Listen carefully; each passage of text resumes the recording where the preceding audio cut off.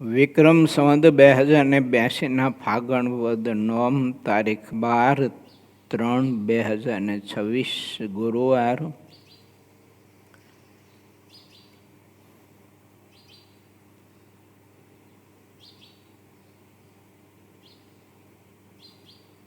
ચોવીસમા પૂર્ણના 31મા તરંગની કથા આપણે સૌ કોઈ ગઈકાલે પ્રસ્તુત કરી અને શ્રવણ કરી એને સમજવા માટેનો આપણે પ્રયત્ન કર્યો. અખિલ બ્રહ્માંડમાં, અનંત કોટી બ્રહ્માંડોમાં જેની શક્તિ વ્યાપક છે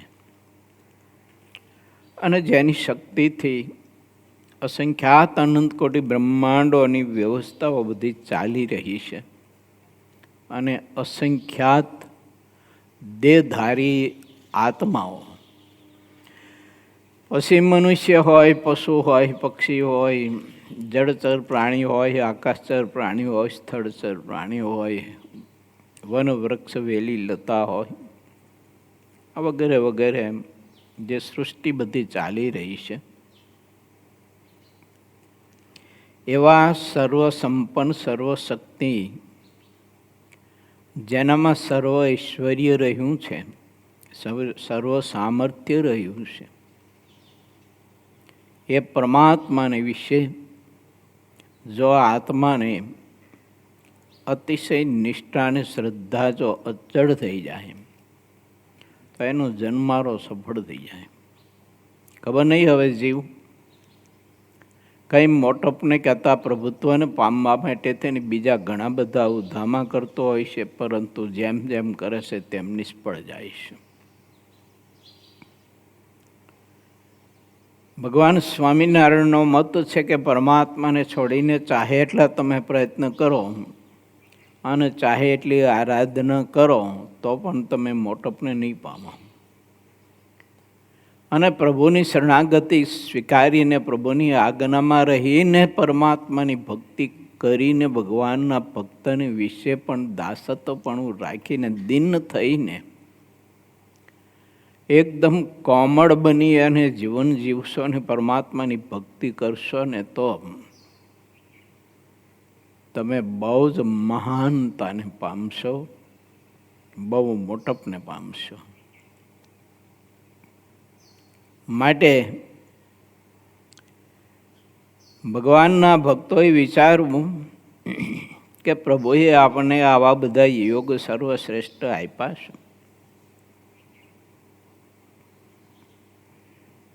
તો સાચી મુમુક્ષુતા પ્રાપ્ત કરવી.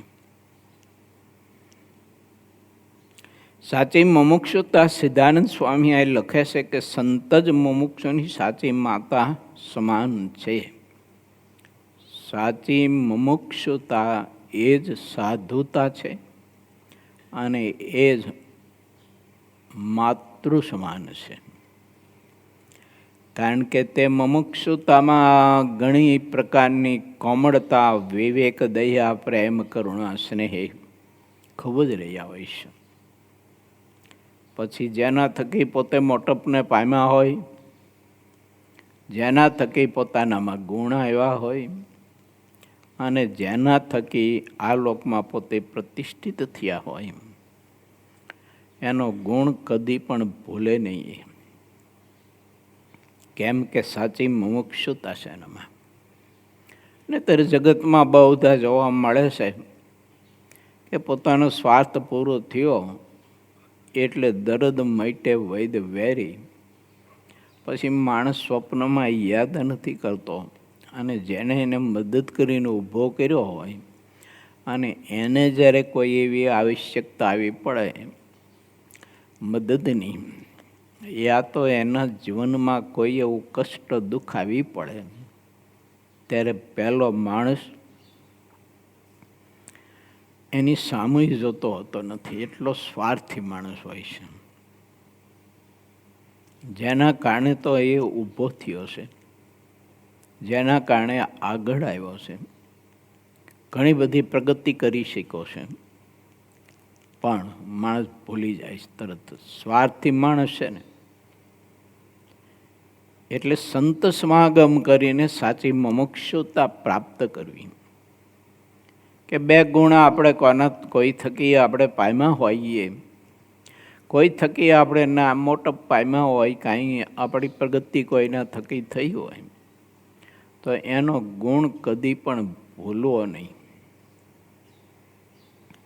આ સાચી મુમુક્ષુતા છે. અને પરમાત્મા તેવા મુમુક્ષુને પ્રભુ આધીન થઈને રહે છે. ઘણા બધા ઇતિહાસો જુઓ તમે.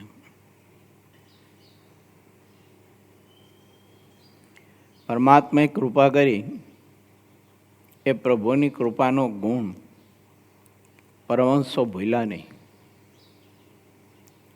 કે પ્રભુએ અમારા ઉપર કૃપા કરીને અમને આ ત્યાગાશ્રમ આપ્યો ને એમાં પરમાત્માએ ત્યાગ વૈરાગ્ય દેખ મને શુભ ગુણ આપ્યા પ્રભુએ. તો ભગવાન શ્રીહરિની આજ્ઞામાં એ મહાપુરુષો છેલ્લા શ્વાસ સુધી રહ્યા.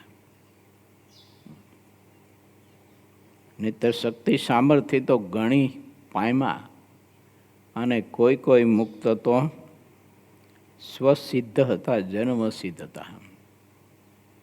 એનામાં ત્યાગ વૈરાગ વગેરે વગેરે શક્તિ સામર્થ્ય તો જન્મસિદ્ધ હતી. ગોપાળાનંદ સ્વામી, મુક્તાનંદ સ્વામી, બ્રહ્માનંદ સ્વામી વગેરે વગેરે પરમહંસો આપણે લઈએ તો બધા ગર્ભયોગી પુરુષો હતા. તેમ છતાંય પરમાત્માને ઘડીભર પણ ભૂલ્યા નથી અને પ્રભુની સાઈડ કાપી નથી. એમને સમર્થ બહુ હતા. પૃથ્વીને પણ ઉથલ પાથલ કરી શકે એવા હતા, પ્રકૃતિને પણ બદલાવી શકે એવા હતા.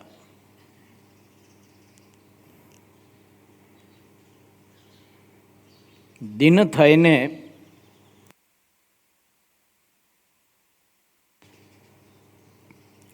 નમ્ર થઈને સરળ થઈને રહ્યા, પરંતુ પોતાનામાં રહેલો પ્રકાશ સામર્થ્ય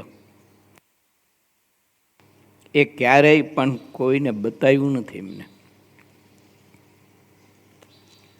નહીતર માણસમાં થોડીક શક્તિ આવે, થોડા ગુણ આવે, કંઈક આવડત આવે એટલે બધું ભૂલી જાય છે પોતાના ભૂતકાળને, અને પોતાને મદદ કરેલી હોય એને પણ માણસ સાવ ભૂલી જતો હોય છે.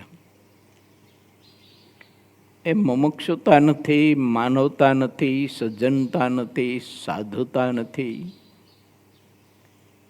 એ ભક્તપણું નથી. સાચું ભક્તપણું, સજ્જનતા, સાધુતા તો એ છે કે જેને કરેલો નાનો એવો હોય પણ ઉપકાર અથવા તો નાની એવી કરેલી મદદ એને કદી પણ ભૂલે નહીં.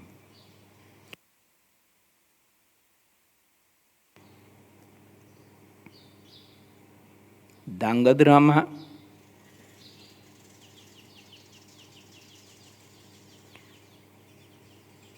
પાનાચંદભાઈ હરિભગત થઈ ગયા અને એમના દીકરા મોહનભાઈ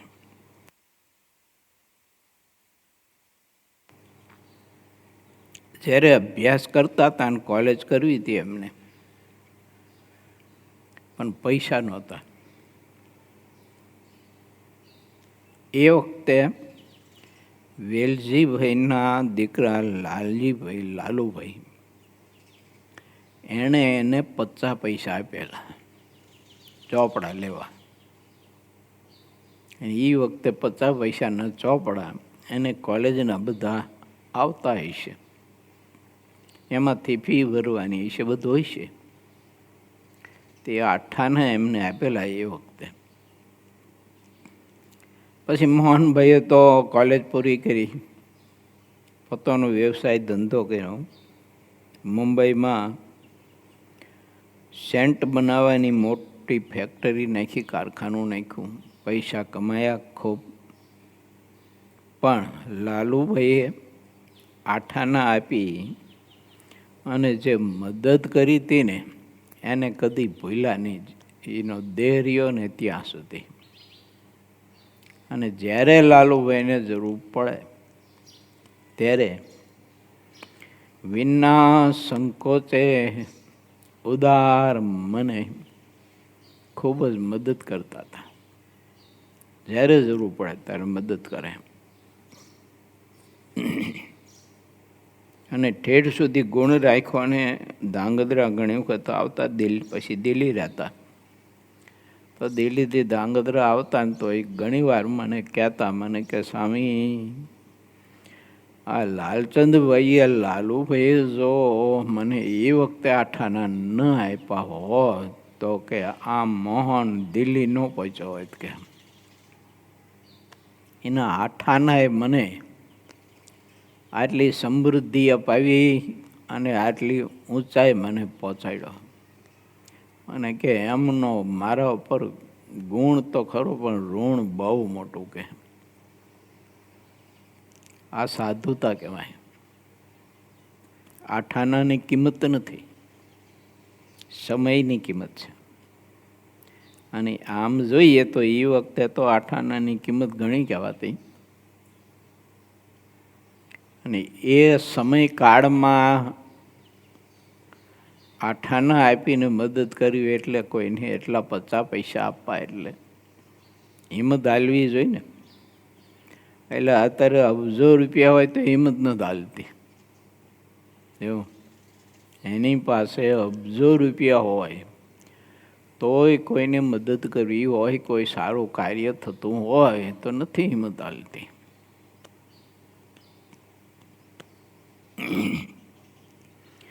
હું એક જગ્યાએ રહેતો સમજ્યા.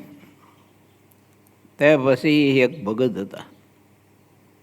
તે વારંવાર બધા લટોડિયા પટોડિયા કર્યા કરે કે કંઈક સેવા બતાવજો, કંઈક સેવા બતાવજો. કે તમે કંઈ સેવા નથી બતાવતા અમને. કે કાંઈક સેવા બતાવજો. કે ભગવાનની ખૂબ કૃપા છે. કે તમારે જેવા સંતોની ખૂબ જ કૃપા છે. એટલે ઘણી બધી આવક છે ને મોટો પગાર છે, ખૂબ કૃપા છે, કંઈક સેવા બતાવશો. રોજે રોજ જ્યારે આવે ને ત્યારે આવી રીતે લટોડિયા પટોડિયા કર્યા કરે. પછી એક વખતે મંદિરનો પાટો સવા આવતો હતો. મેં કીધું તમે બહુ આગ્રહ કરી કરો છો તો કીધું આ વખતે મંદિરનો પાટોત્સવ તમારા તરફથી રાખીએ. કીધું ને હવે એ ગામડાના મંદિરના, એટલે નાનું એવું મંદિર, શહેરનું કે ગામડાનું જેવું હોય તે. પણ એ પાટોત્સવમાં હવે કેટલું 1000 રૂપિયાનું ખર્ચ બધું થઈને, માણકોટ બને ના તે બધું કરીએ તો. આ તો 30-35 વર્ષ પહેલાંની વાત છે. તો આ જોડીને કે હા ઓકે તમે દયા કરી ગયા. મને કે વિચારીને પછી કહું તો મેં તો કાંઈ વાંધો ને વિચારીને કહું. કીધું મહારાજે તો ધર્મ સંબંધી કાર્ય તત્કાળ કરવાની આજ્ઞા કરી છે, પણ છતાંય તમારે વિચારવું હોય તો વિચારીને કહો. આ તો કે હું કરું, વિચારીને પછી કહું તમને. તે હજી સુધી નથી વિચારી શક્યા. 35 વર્ષ વહી ગયા. કેટલાય પાટોસો વહી ગયા. 35 ઉપર તો પાટોસો વહી ગયા. હજી નથી વિચારી શક્યા. આપેલું છે પરમાત્માએ, તો એ પરમાત્માને અર્થે નથી અપાતું. અને ઘણા બધા એવા સમજદાર હોય છે તો પરમાત્માએ આપેલું પરમાત્મા અર્થે આપે છે અને પરમાત્માના હોય એને અર્થે વાપરે છે. આપણે જુઓ તો શ્રી સ્વામિનારાયણ સંસ્કારધામ ગુરુકુળ ધાંગધ્રા સંચાલિત સંસ્કારધામ મલ્ટી સ્પેશિયાલિટી હોસ્પિટલ આપણે કરી. ઘણા બધા જ ભક્તોએ ખૂબ જ સેવા કરીને હજી સેવા કરી રહ્યા છે. એને સમજાયું છે કે પરમાત્માએ આપ્યું છે તો પરમાત્માને અર્થે અને પરમાત્માના જે હોય એને અર્થે આપણે ધન આપવું અને આપણે ધન સંપત્તિ વાવરવી. એને સમજાયું છે.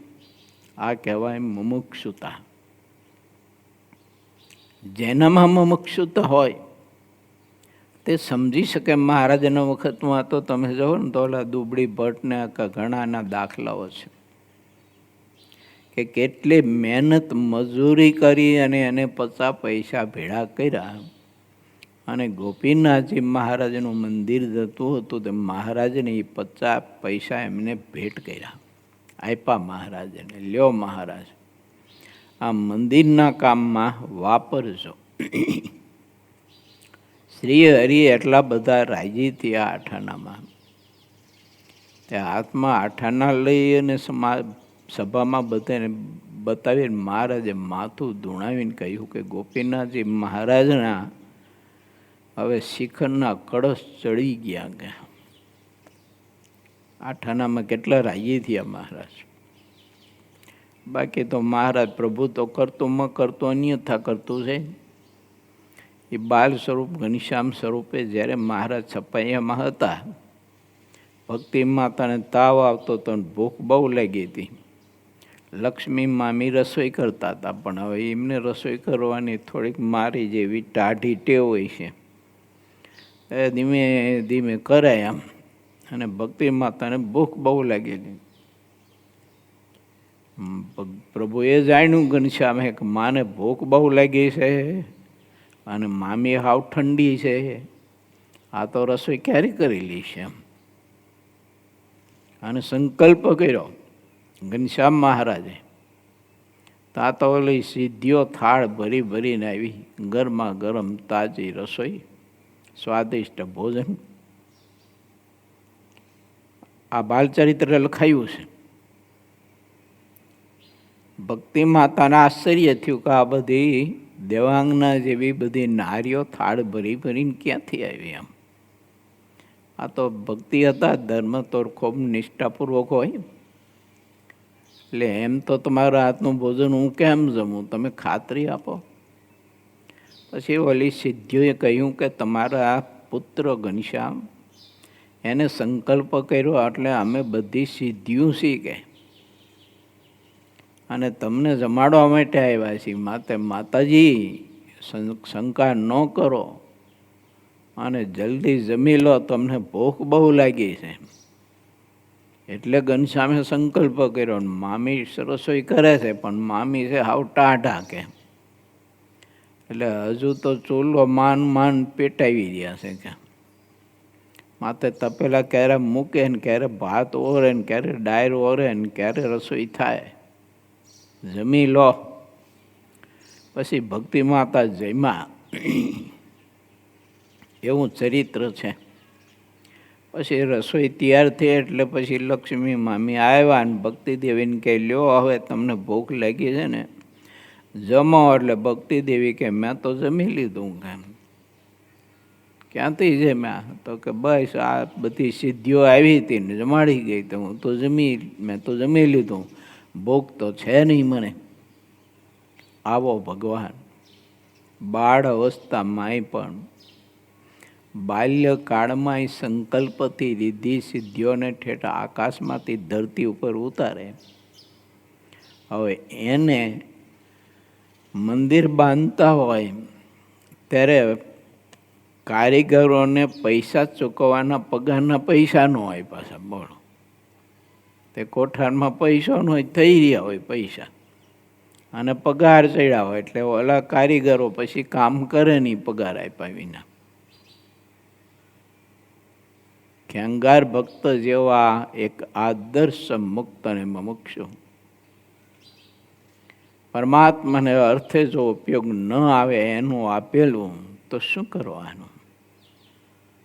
અને એને ધન આપ્યું ₹700. એ વખતે કથા તો બહુ વિસ્તારથી છે. મહારાજ બહુ રાજી થયા. શરીરમાં જવર કહેતા તાવ હતો, ઠંડી વાતી હતી, તોય મહારાજે આખા શરીરે ચંદનનો લેપ કરવા દીધો. અને ખેંગાર ભક્તને મહારાજ પાછા બાથમાં લઈને ચંદનવાળા શરીરે ભેટ્યા. અને એ ખેંગાર ભક્તના શરીરે બધું ચંદન જ્યારે અડ્યું અને લાગ્યું ત્યારે એ ખેંગાર ભક્તને કેવો આનંદ ને કેવું સુખ હશે. હવે એમાં ઘણા બધા ધનવાન તો હતા જ, જો અહીં સભામાં બેઠા હતા ને ઘણા બધા આવતા જ હતા. મહારાજને પ્રાર્થના કરતા કે અમારા દયા કરજો પ્રભુ, કંઈક સેવા બતાવજો, કંઈ જરૂર હોય તો કહેજો અમને. કે મહારાજ તો સમજતા હતા કે આ ખાલી લટુડિયા પટુડિયા કરે છે, આને બતાવશું ત્યારે ચીબડું વહેકી જાય છે. એવું સંત સમાગમ કરીને મહારાજ કે સાચી મુમુક્ષુતા પ્રાપ્ત કરો.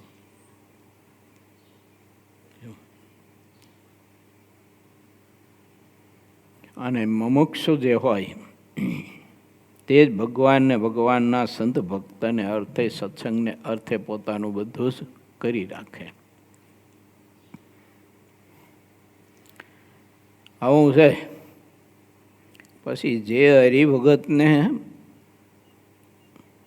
ઓલો વિચાર નો આવ્યો ને પાટોસો કરવાનો, હજી નથી આવ્યો ને, તેની પાસે અઢળક ધન સંપત્તિ છે. બોલો અત્યારે પણ હો, જો હા ઘણી બધી આવક, ઘણો બધો પૈસો ખૂટે એમ નથી, પણ વાપરે એમ નથી.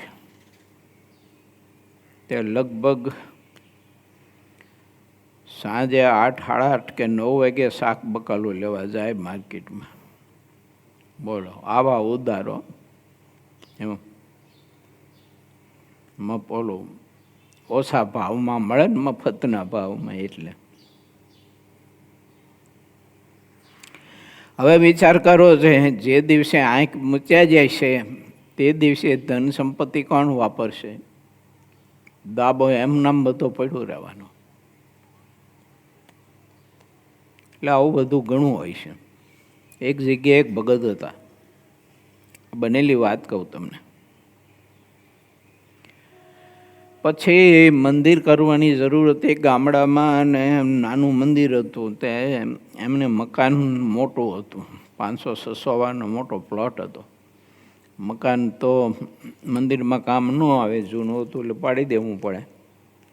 પછી મેં એમને એક દિવસ કહ્યું, મેં કીધું તમારા ઉપર ભગવાનની કૃપા છે ને, હવે કીધું ખૈરું પાન કહેવાય, સંતાન તમારે કાંઈ છે નહીં, દીકરા દીકરીઓ 2 માણસો, ઉતા ને ઉતી 2. તો કીધું આ તમારું મકાન મંદિર કરવા માટે આપો, એ ઠાકોરજીનું મંદિર થાય ને સૌ ભગવાનની ભક્તિ કરે. સૂર્ય ચંદ્ર તપે ને ધરતી રહે ત્યાં સુધી આમ ભજન થાય, તે તમને એનું મહાફળ મળે. હા મને કે કર્યું હોય તો થાય ખરું. કે મેં તું કર્યું હોય તો જ થાય ને, તારે એમને એમ કંઈ થોડુંક થાય. મને કે તમારો વિચાર સારો છે, પણ હવે કીધું તમારો વિચાર સારો થાય તો ફળ મળે ને, નકરા મારા વિચારથી કે થોડુંક ફળ મળે ન થયું. મંદિર માટે મકાન અપાણું નહીં, વયા ગયા, પાછળથી ખબર નહીં કોણ કોણ ઝઘડતા હશે ને ઝઘડે છે ને કંઈક કેસ ને કબાડા ચાલે છે. જો કોઈ કે મારો કાકો થતો હતો ને મા થતો હતો ને તે થતો હતો ને લુકડો થતો હતો ને ભૂંટડો થતો હતો ને, આમ કરી અને પીનું બધાય ભરાવી. હવે લાખો લાખો ધન્યવાદ દેવા ઘટે અક્ષર નિવાસી શ્રી બચુભાઈ રામજીભાઈ ઠક્કરને, કે 25 વીઘાની વાડી એને આ સત્કાર્ય કરવા માટે આપી દીધી. અને આજે કેટલું ભજન ને કેટલું સત્કાર્ય થઈ રહ્યું છે. બોલો વાનાણી સાહેબ, ગ્રસ્તના છોકરા હોય ને, પોતાના દીકરા હોય કે દીકરાના દીકરા હોય, એ આ છોકરાઓ તમને પગે લાગે છે ને એવા ભાવથી લાગે. બોલો કેટલા ભાવથી તમારા હરિભક્તોને દર્શન કરે, સંતોના તો કરે. કેટલા ભાવથી તમારા દર્શન કરે તો તમને કેવા મહામુક્ત માને છે. તો આટલી નાની વયે પણ તમને આટલા મહા મોટા મુક્ત માને છે અને મુક્ત માનીને તમારું દર્શન કરે છે. તો હવે એના કલ્યાણમાં કંઈ બાકી રહે ખરું? હું તો કોઈ એના ગમે તેવા સ્વભાવ હોય ને તોય કલ્યાણ થાય. એને મહિમા કેટલો, દિવ્ય ભાવ કેટલો છે.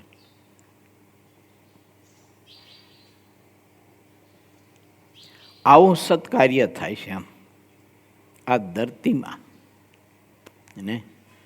નહીં તો એક દિવસ આ ધરતીમાં કપાસ વવાતો તો હાથી ઊભી હોય,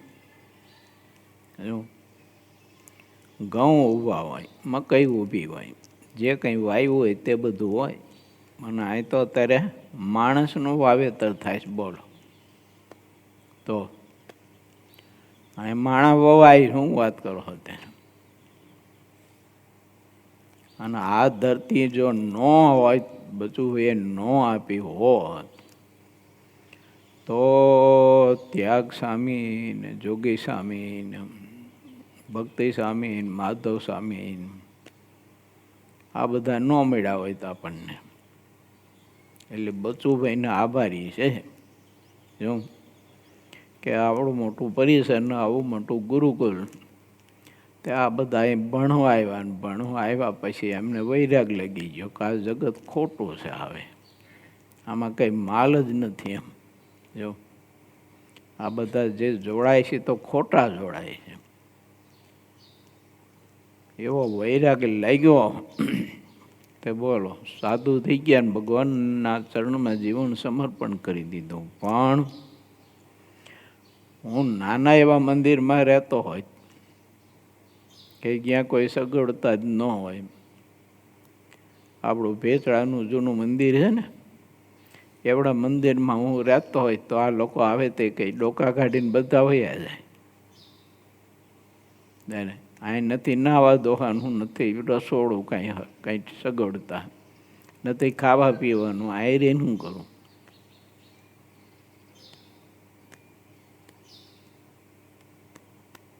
પોતાની સંપત્તિ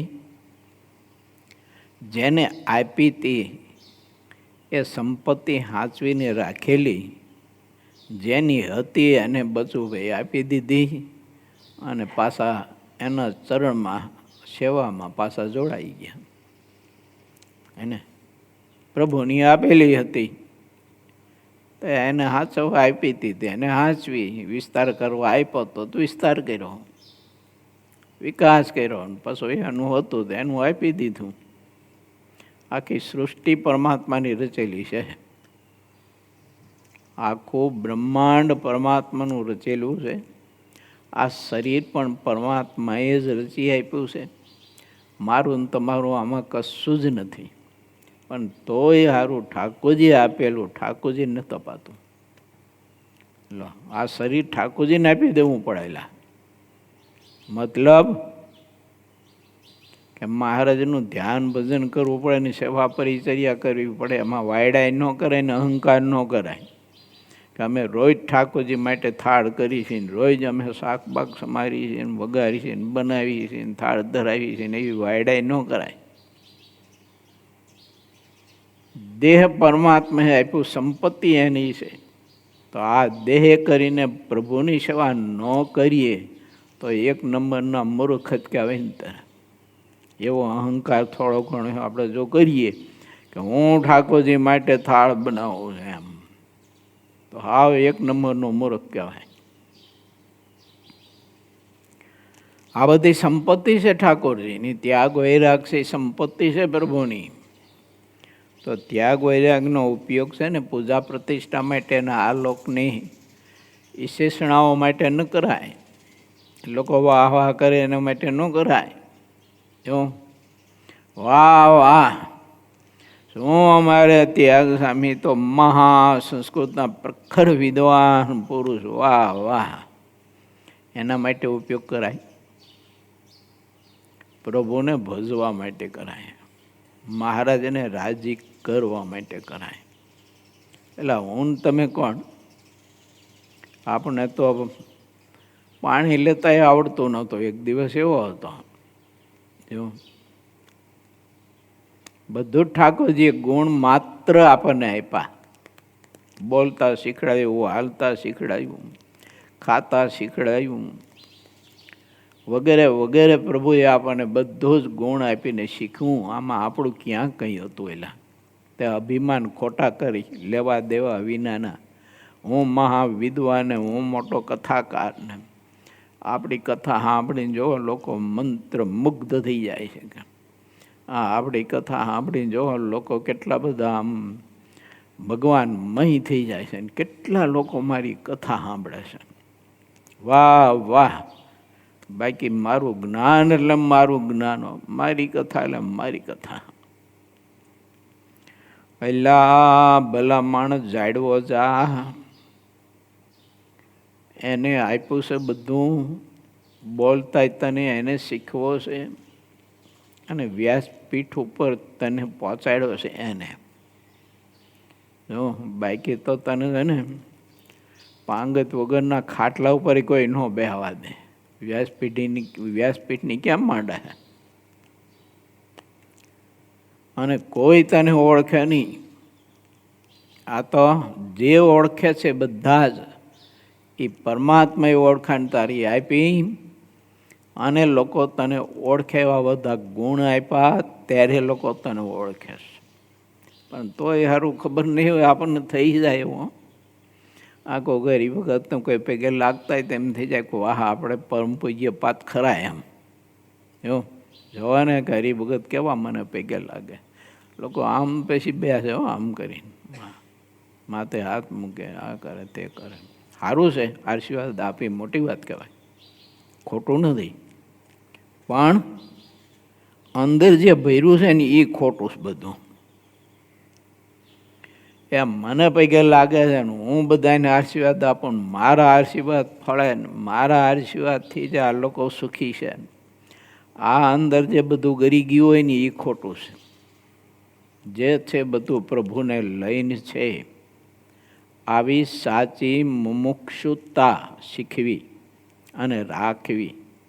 એટલે ભગવાન ભજતા ભજતા છે ને મહારાજે આપણને કંઈક ગુણ આપે ને થોડું ઘણું આપણે ભણીએ ને તો એમાં અહંકારી ન થઈ જવાય, એવી મૂર્ખામી ન કરાય.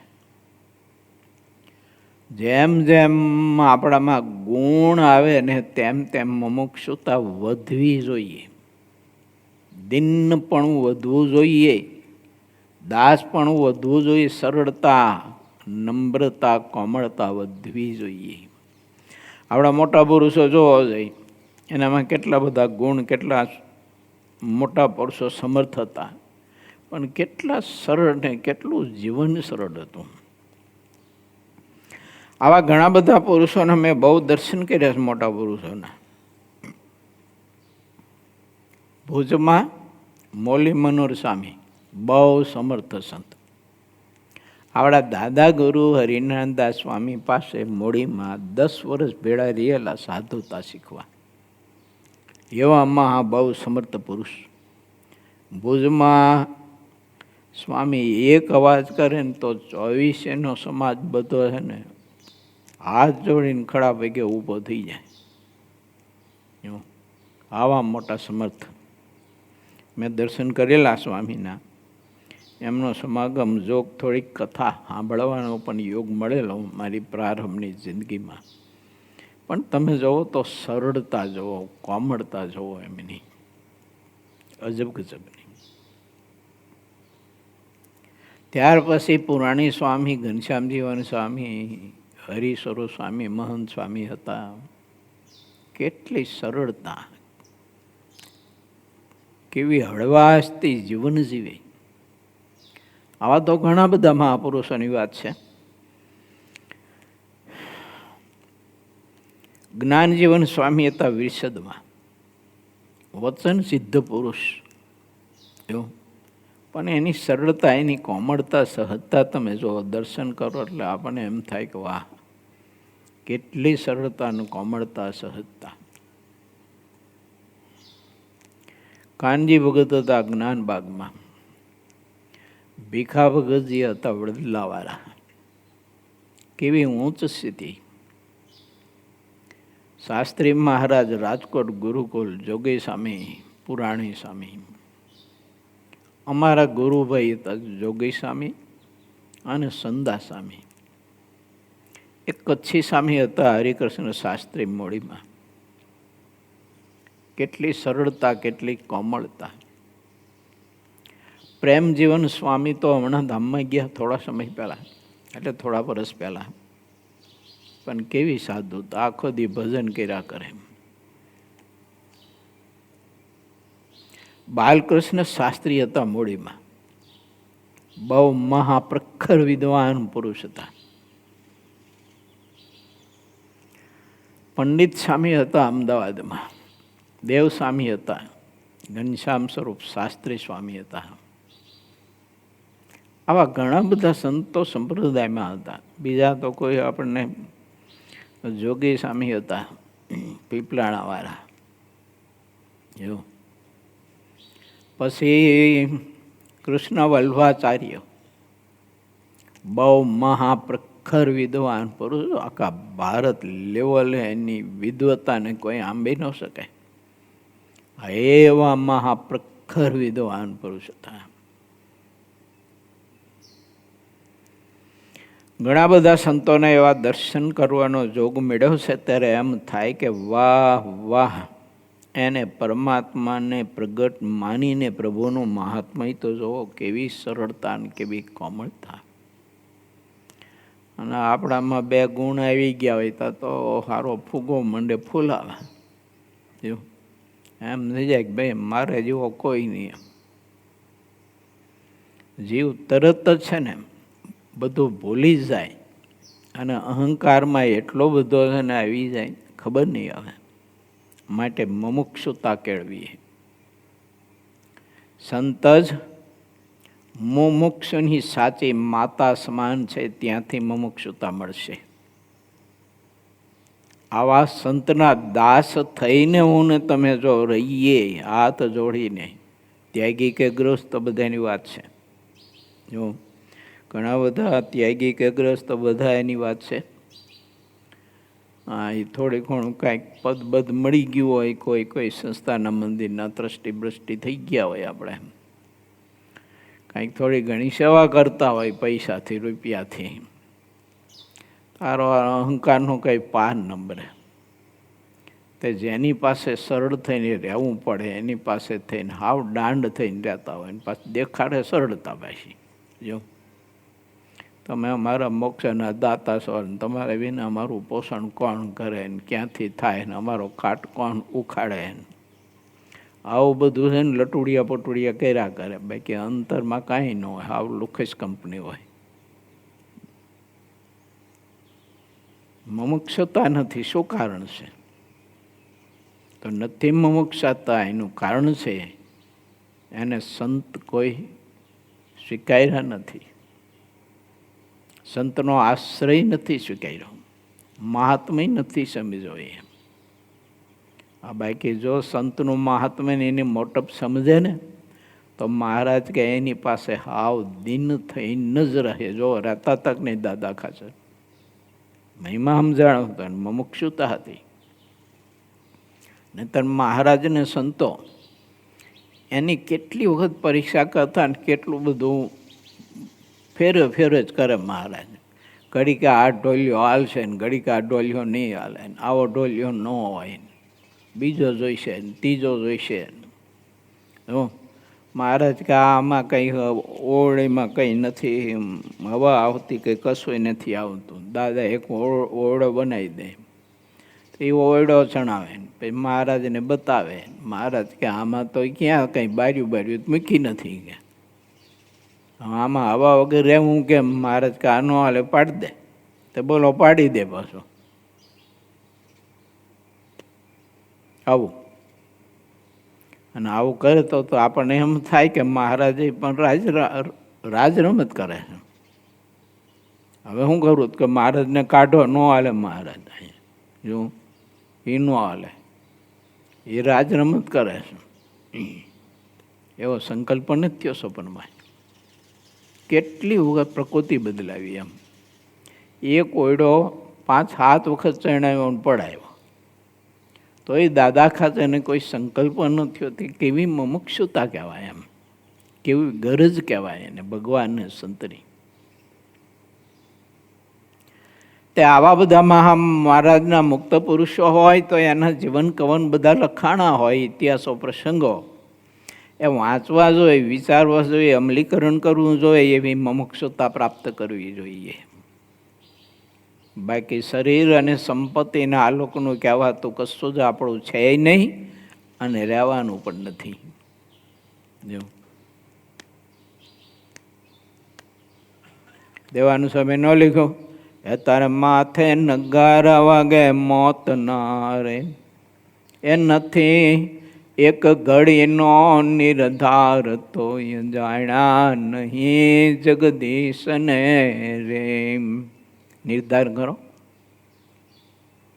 કાળ છે ને એમાં તે ઢંઢેરા ટીપી જ રહ્યો હોય, ક્યારે આપણે ટીપી નાખે નીકળી હાલતા દેહ પડી જાય. માટે ભગવાનના એવા મુમુક્ષુ સંત હોય એનો સમાગમ કરીને સાચી મુમુક્ષુતા પ્રાપ્ત કરવી. જ્યારે મનુષ્યને સાચા સંતનો સમાગમ મળે છે ત્યારે તેના અંતરમાં રહેલા બધા જ વ્યાધિઓને સંતો પારખી લેશે. જે રીતનો વ્યાધિ હોય તેને સંતો પારખીને મુમુક્ષુના સાચા સુહૃદ બનીને તે રીતની વાત કરે છે. તેથી તે વાત મુમુક્ષુના ચિત્તમાં ચોંટી જાય છે. પરમ નિપુણ સંતો જાણતા હોય છે કે મુમુક્ષુના હૃદય, મુમુક્ષુના સુહૃદ થયા સિવાય અને રોગને જાણ્યા સિવાય મુમુક્ષુના ચિત્તમાં વાત ચોંટતી નથી. સંતો આવું જાણતા હોય ને આપણે ઊંધો અર્થ કરતા હોય કે હાવ નિર્બળ છે એટલે અમારી પાસે દિન થઈને રહેશ. એલા એવું નથી.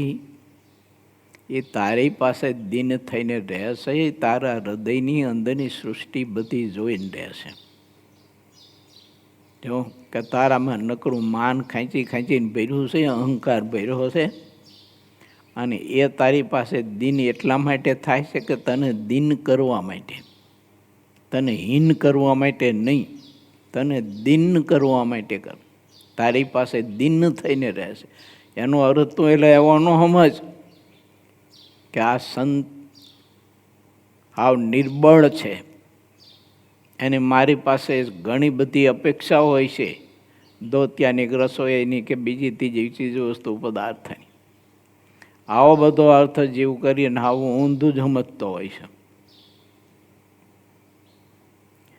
જે કોઈ પણ બાબત હોય તેને જો સુધારવામાં આવે તો તે સુધરી જાય છે, પણ જ્યારે કોઈ તેનો ઇલ્મી મળે ત્યારે સુધરે છે. જો ઇલ્મી એટલે એનો જાણનારો, સુધારનારો, તો સુધરે. ઇલ્મી વિના કોઈ બાબત ક્યારેય સુધરતી નથી. અનેક પ્રકારના અનાજ, વિવિધ પ્રકારના મેવાઓ, ગણે પાર ન આવે તેવા ફળ, પુષ્પ, કંદ, મૂળ વગેરે જે વસ્તુઓ છે તે પણ ઉદ્યમ કર્યા સિવાય આપ ઈચ્છાથી થતી નથી. તે જ રીતે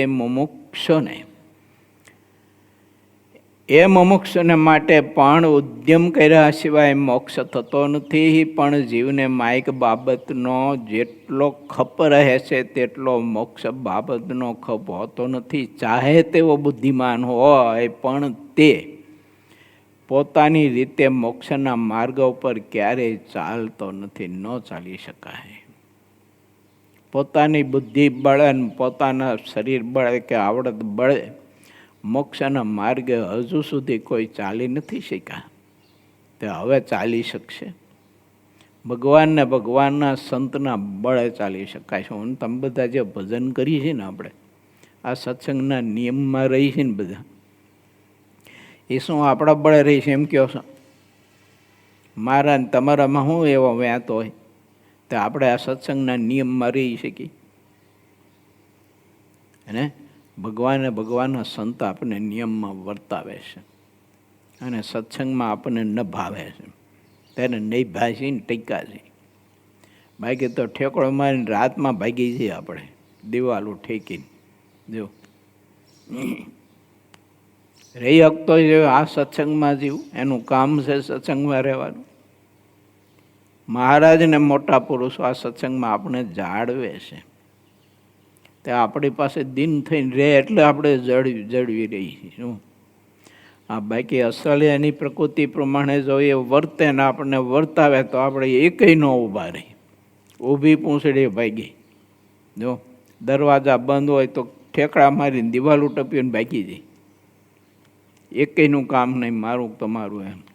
તમે તો વળી કદાચ થોડા ઘણા નભો, મારે જેવો ઠામકોય ન નભે. તમે થોડાક ભણેલા ગણેલા બુદ્ધિશાળી રહ્યા ને એટલે કોઈક થોડુંક વિચારો એમ, પ્લાનિંગ કરો એમ કે આમ ન ભગાય એમ. મારે જેવા બુદ્ધુ તો તરત હળી જ કાઢે સીધા. કોઈક સત્સંગમાં નભાવે છે આપણને, સત્સંગમાં ટકાવે છે, ભક્તિ કરાવે છે, સત્સંગ કરાવે છે, ત્યારે આપણે બધા છે ને સત્સંગમાં નૈભાસીને ટેકે છે ને ત્યારે જ રહેવાના. આપણી રીતે હું આપણે રહીએ, કેટલું આપણું છે ને એ ધ્યાન રાખતા ખબર. એક મુમુક્ષુ આત્મા હોય ને એને સત્સંગ કરાવવાની એ સંતને એટલી બધી ગરજ હોય છે ને. મને તમને એને આપણને સત્સંગ કરાવવાની કેટલી ગરજ હોય ને એની ભાગની ખબર નથી હોતી આપણને. જો એ આપણું કથા વાર્તાથી પોષણ કરતા હોય ને આપણું ધ્યાન રાખતા હોય ને આપણને કાંઈ ખબર ન હોય. કારણ કે આપણે થાવ બુદ્ધુ ખરાક નહીં. એટલે તમે નહીં, મારી વાત હું તો કરું છું. તો એને આપણને મહારાજને પમાડી દેવા અને પ્રભુની મૂર્તિના સુખે સુખ્યો આત્માને કરી દેવો, એના માટે એને કેટલી ગરજ હોય છે ને કેટલાક ગરજવાન થઈને આપણને સત્સંગમાં જાળવતા હોય છે અને ભક્તિ સત્સંગ કરાવતા હોય છે, આપણને ખબર નથી હોતી. અને એટલે જ જીવ એના વચનમાં રહેતો નથી, એનો મહિમા હોતો નથી એને. કારણ કે એને આપણા મોક્ષની જે ગરજ છે એની આપણને કાંઈ ખબર જ નથી.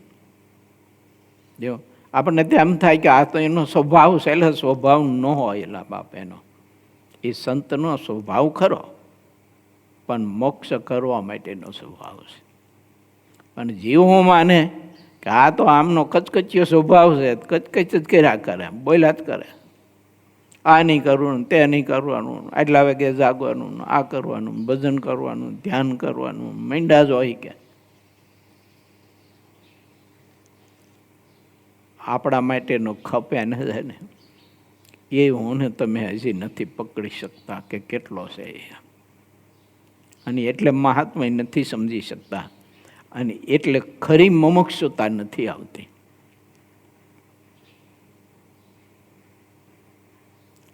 જ્યાં સુધી મનુષ્ય મોક્ષના માર્ગે ચાલતો નથી ત્યાં સુધી તેને બુદ્ધિ મળી તે ન મળ્યા બરાબર છે. મોક્ષના ખપ વિના કોઈએ મોક્ષ માટે ઘણું પરાક્રમ કર્યું હોય તેવું અમે ક્યારેય સાંભળ્યું નથી. આ લોકમાં કેટલાક અધિકાર પામીને મોક્ષ વિષયક ખપના ધર્મગુરુ થઈને ફરતા હોય છે, પણ આ લોકનો જેટલો હુકમને અધિકાર હોય છે તે મોક્ષના માર્ગમાં કાંઈ ઉપયોગમાં આવતો નથી. તે જ્યારે પરલોકમાં જાય છે ત્યારે કઠણ સમયને પામે છે. જે લોકોને તે ધર્મગુરુએ જેવી અહીંયા શાહી કરી હોય છે તેવી તે લોકો તેને ત્યાં પરલોકમાં શાહી કરે છે. કર્મફળ પ્રદાતા પરમેશ્વર છે. તે જે મનુષ્ય જેવા કર્મ કરે છે તેને જાણે છે. પરમેશ્વર પ્રસન્ન થઈને શુભ કર્મનું શુભ ફળ આપે છે અને જે અશુભ કર્મ કરે છે તેનું અશુભ ફળ પરમેશ્વર તેનું અપમાન કરીને આપે છે. શુભ કર્મનું ફળ મહાસુખ છે, જેમાં રતિભાર પણ દુઃખ નથી, જેમાં લેશ માત્ર પણ સુખ નથી એવા અશુભ કર્મનું ફળ દુઃખ જ રહ્યું છે. અહીં 2 દી ફાવે તેવા કર્મની કમાણી અને મન ફાવે તેવો સંગ કરી લ્યો.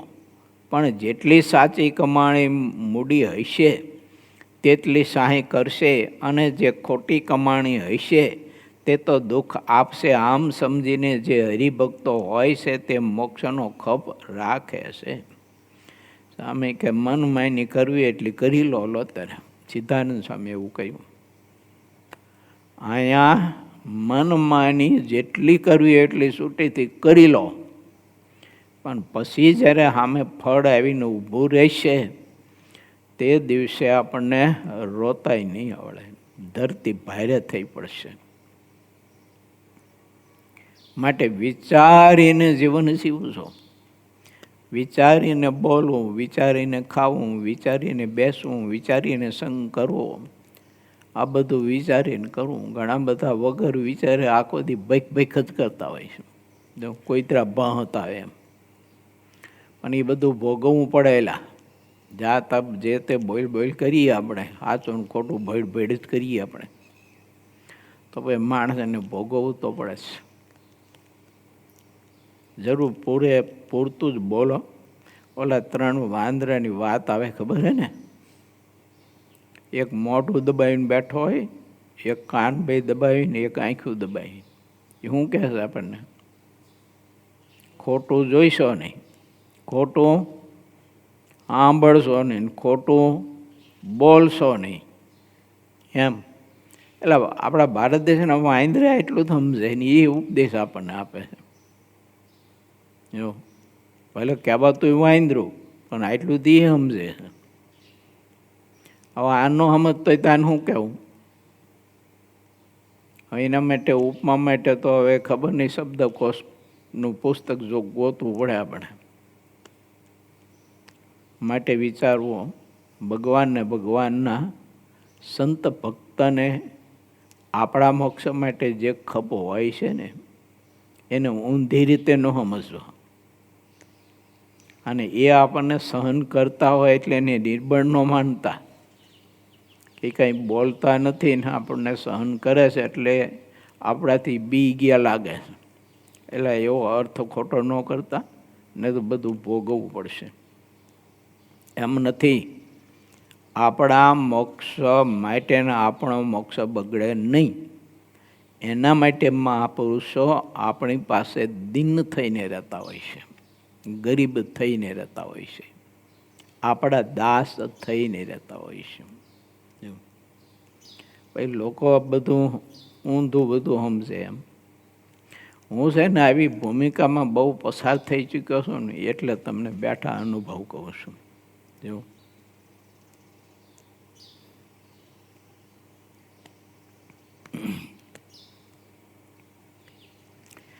શ્રી હરિએ જે વાતો અને ચરિત્રો કર્યા છે તે બધા મૂર્તિમાન મોક્ષરૂપ છે. વળી જેટલા સંતો અને હરિભક્તો છે તે પણ મૂર્તિમાન મોક્ષરૂપ છે.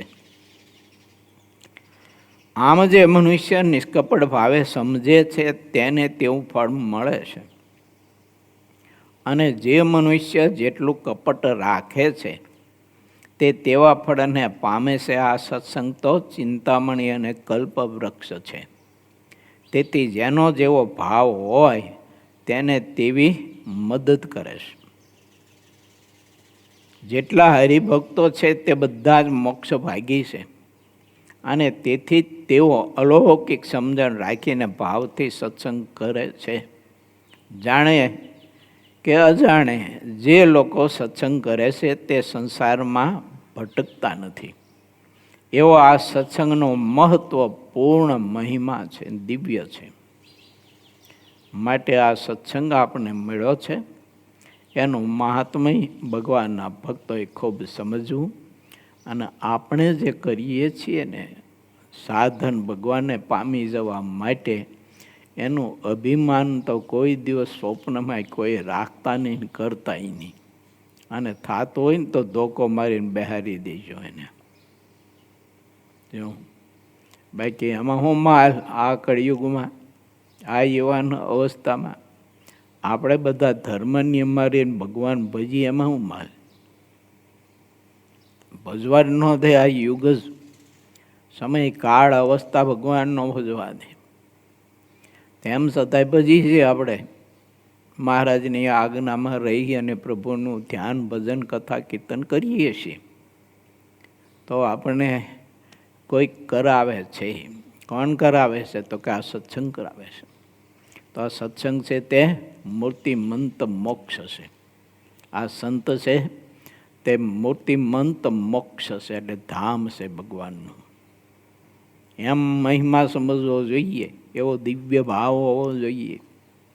ભગવાનના એવા જે સંતો, મારી વાત નથી કરતો પાછો, જોઈજો, એવા ભગવાનના સંત હોય તો એને મૂર્તિમંત અક્ષર માનવા જોઈએ અને મહારાજનું ધામ જ માનવું જોઈએ કે મહારાજ આમાં અખંડ વાસ કરીને રહે છે અને એ મારા આત્માના કલ્યાણ માટે મારી પાસે દીન થઈ, ગરીબ થઈને, સરળ થઈને રહે છે અને મારું બધું જાણવા છતાંય પણ મને સહન કરે છે ને. આવી રીતે ભગવાનના ભક્તે મહાત્મ્ય સમજવું જોઈએ. બહુ મહા સુખને પામે આવો આત્મા. બહુ મજાની અદ્ભુત વાત છે. ઇતિ શ્રી સહજાનંદ સ્વામી શિષ્ય સિદ્ધાનંદ મુનિ વિરચિત શ્રી હરિચરિત્રામૃત સાગરના ચતુર્વિશપુરમાં લોયા ગામના ભક્તોના સત્સંગની વિશેષતા કહી એ નામે 31મો તરંગ સમાપ્ત થયો. મહારાજના સમકાલીન લોયા ગામના ભક્તોની આ સમજણ કહી સિદ્ધાનંદ સ્વામીએ કે આ ભક્તોની એવી સમજણ હતી કે આ સંતો અને આ મહારાજ અમને સત્સંગમાં જાળવે છે અને સત્સંગમાં અમને ટકાવે છે. અમારી સેવા અહીંયા રોકીને સ્વીકારે છે એ અમારું ધન ભાગ અને ધન ઘડી અમારી. કેવો મહિમા!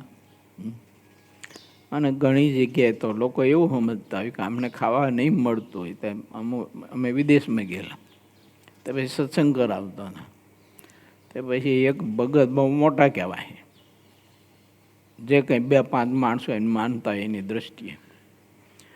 તો પછી વાત બધી સત્સંગની થતી હતી ને થોડીક વાત નીકળી ને એમાં કરતાં કરતાં પછી થોડીક આપણા સત્સંગના વ્યવહારની થોડીક વાત નીકળી.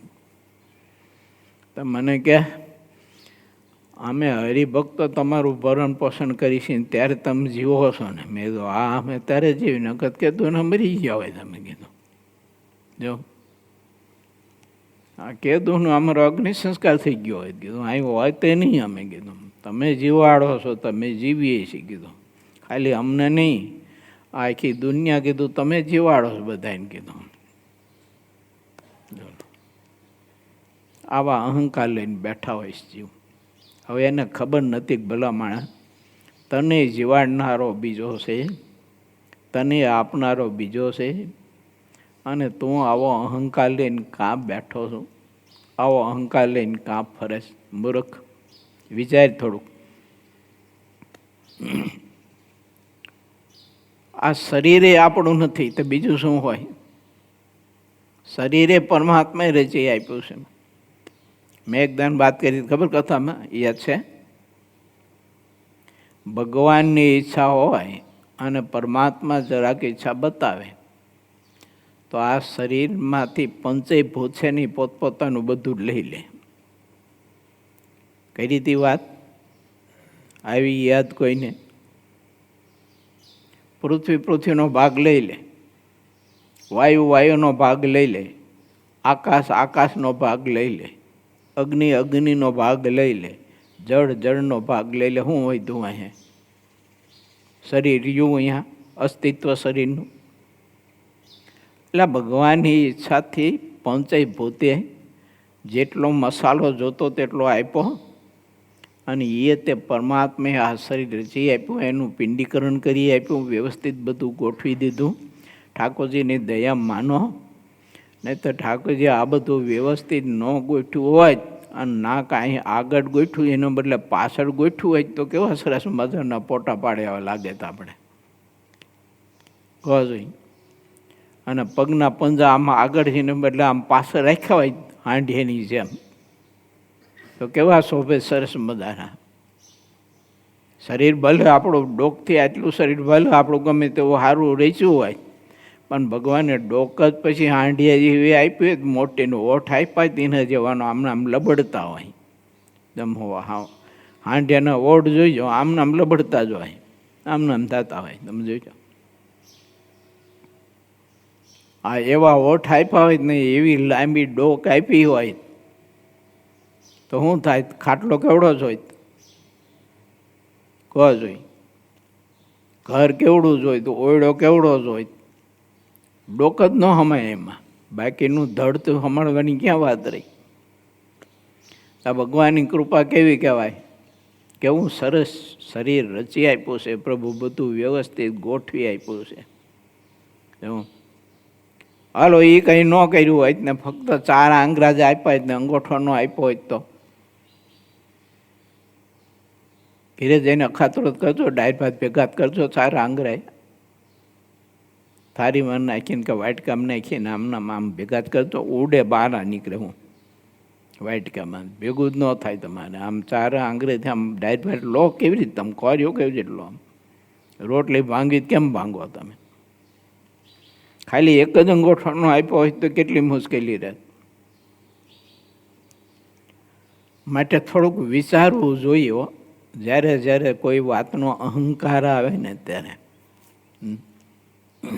માટે સિદ્ધાનંદ સ્વામી એમ કહે છે કે લોયા ગામના શ્રીહરિના સમકાલીન ભક્તો એને કેવી સમજણ હતી અને એને કેવો મહાત્મય હતું અને એનામાં કેવી મુમુક્ષુતા હતી.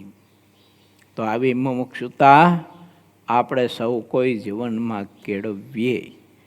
શ્રીપતિમ સિદ્ધરામ સર્વદેવેશ્વરમ ભક્તિધર્માતુજમ વાસુદેવમ હરે માધવમ કેશવમ શ્રીકામદામ કારણમ સ્વામિનારાયણમ નીલકંઠમ ભજે. સહજાનંદ સ્વામી મહારાજની જય.